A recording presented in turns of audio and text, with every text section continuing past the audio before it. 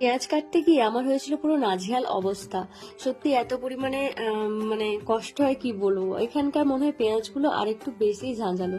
মানে বাড়িতে যখন থাকি কোনো অসুবিধা হলে কাউকে বললে করে দেয়, কিন্তু এখান তো সেরকম উপায় নেই। সম্পূর্ণ নিজের সংসার, সবকিছু নিজেকেই একা হাতে করতে হবে। অনেক কষ্টে পেঁয়াজ টেঁয়াজ সবকিছু কেটে মশলা টশলা সব কাটাকুটি করে এখন এই যে রান্না বসিয়েছিলাম। তো আজকে রান্না করছি হচ্ছে চিকেন। তো ঘরে কাজ সামলেই কিন্তু আমি ভিডিও বানাই, কাজের সাথে সাথে ভিডিওটাও বানাই। তো তাও কয়েকজনের বক্তব্য থাকে যে আমি নাকি ঘরে সংসারে কোনো কাজ করি না, সবসময় নাকি ভিডিও বানাই।